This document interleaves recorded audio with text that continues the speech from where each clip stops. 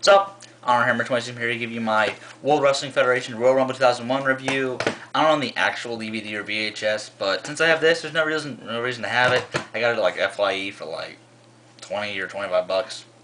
But that's not really part of this. So overall, this Rumble is actually very good. I liked it a lot. One of the better Rumbles as a complete show because it has one of the best non-Rumble Royal Rumble matches of all time on the undercard. Which are kind of rare, but they're still very good. But this Rumble did have its problems, but everything could work in storyline. So I like pay-per-views that don't have anything that is that doesn't make me want to scratch my head, in my opinion. This pay-per-view really didn't have anything that made me want to scratch my head. I mean, the endings to some matches were a little iffy, but they made sense. I mean, you can still kind of see why they did that.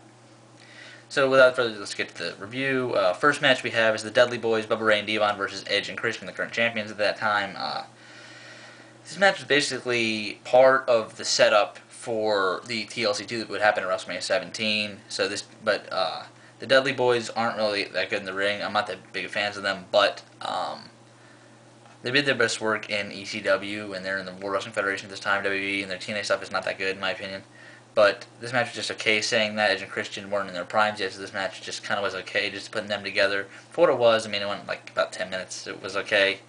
It made sense in storyline, but for the fact that the Dudley Boyz, I mean, they just looked off to me. Edge and Christian, I mean, they look good, but I mean, this match, if this match were like a tables match or involved chairs, or I mean.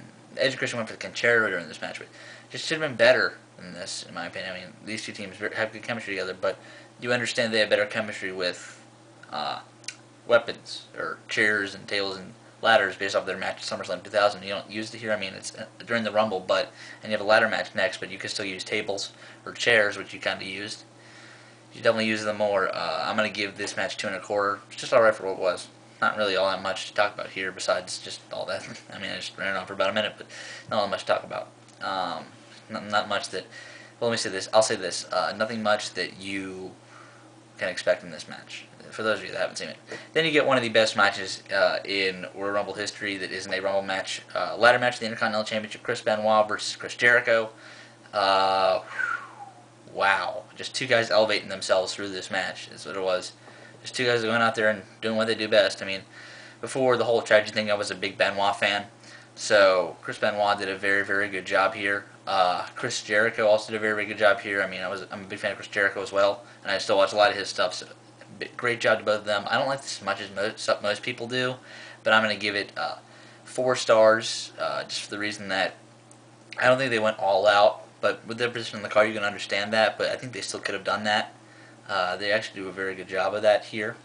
But, I mean, they didn't burn out the crowd at all, so you understand that, but for that reason they can't get the 4.5 star rating, in my opinion. I mean, maybe 4.25, but I'm just going to give it a regular 4. I mean, it's strong for it, but it just still fell a little short for me, honestly, because, they could put on a better match than this. If you put Jericho and Benoit out there, like in a fantasy match in their careers in the ladder match, I'm sure that they could give them about the same amount of time. They could put on a better match, or give them a little bit more time. They can put on a better match. But for the situation that they were in, this is a very good match. It's a great match, 4 stars.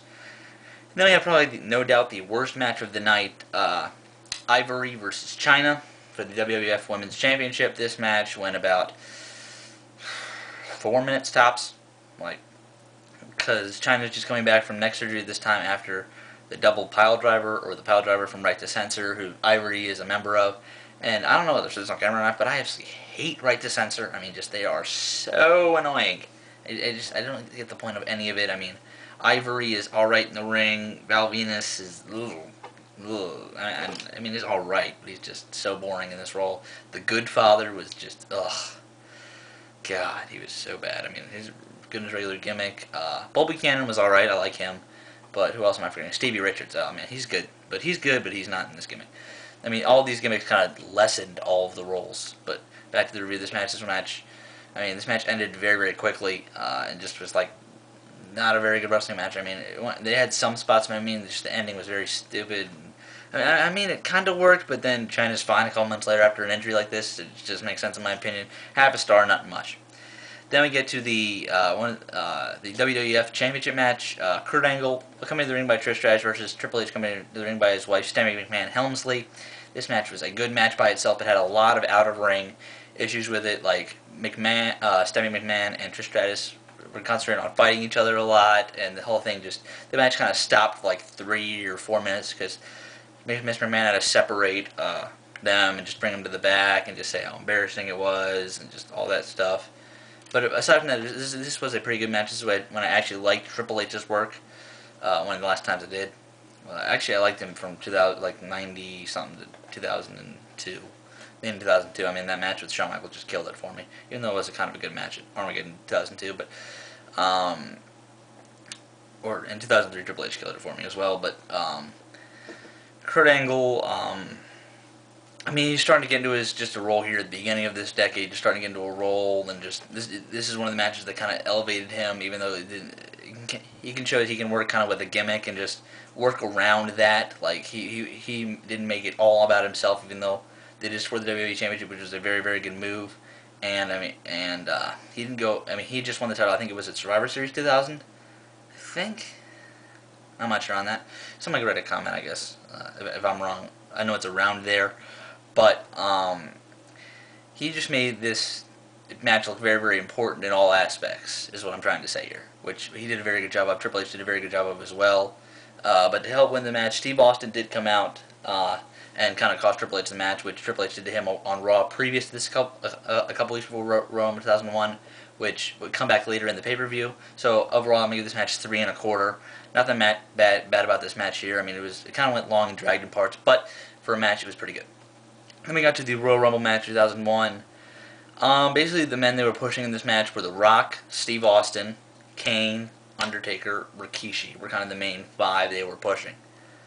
And those of you that don't know, this is the one where Drew Carey is in this match. Yeah, he wanted to learn how to do a pay-per-view, but then he enters in the number 5 in the Royal Rumble. I mean, I don't get that. I mean, this is Jeff Hardy's first Rumble, Matt Hardy, and they eliminated each other. So that was kind of cool there. Let me look at this. You got the return of the Honky Tonk Man. You had Steve Blackman in there. Perry Saturn, Kane got the record number for eliminations in this Rumble at 11. You had The Rock coming at 13, which was absolutely he just took it to Kane after eliminating all those men, which was very, very cool to see. And that guitar shot, let me say, from Kane on the Honky Tonk Man was just that was brutal. Honky Tonk Man actually did sell that very well, even though he really can't do anything else. But Taz did come in the Rumble. It looked kind of he was in the Rumble for about 10 seconds. I think it's the shortest time in this Rumble. It was just, it made Taz look very weak. You saw K-Quick, his R-Truth at Ron Killings now. You had, in this match, William Regal, who went in there for a little while and did his thing, and it was very, very good. Then you got to the bigger things coming in. Oh, they tried to push the Big Show as well for a little bit because he was just throwing out people. But he had 1:23 time, which was like, because The Rock just eliminated him very quickly, which is a little unbelievable in my opinion. And then you had the Undertaker come in at 25, and then you had like the big guns come in one after another. Like you had Undertaker at 25, and him and Kane were the only 2 in the ring left. The Rock had been laid up by Big Show, so he was on one side of the ring, and basically they eliminated Sky Tuati very quickly. Austin comes out and is attacked by Triple H, and so he's on the one side of the arena. So basically, at one point it comes down to the final 6 are Undertaker, Kane, Billy Gunn, Steve Austin, The Rock, and Haku. Austin eliminates both Billy Gunn and Haku, which leaves the final 4 being them. The Undertaker somehow gets, I think he's eliminated actually by Rikishi somewhere in there. And then the final 3 are Kane, The Rock, and So Cold Steve Austin. Just a lot of great, great stuff in this Rumble. I'm going to give it 4 1/4 match of the night, in my opinion, because a lot of the storyline, this is one of the greatest storyline Royal Rumbles. I mean, not 92 takes the cake on any type of Rumble decision in my opinion. But this match is very, very good for storyline wise, and it was not a bad Rumble match at all. I mean, you had some things that you hadn't seen before, like 2 men taking it up at the same time. So overall, this Rumble I'm going to give an 8.0. Just a very, very good Rumble, very, very different type of Rumble, and maybe they need one of these type of days. So I'll see you guys later.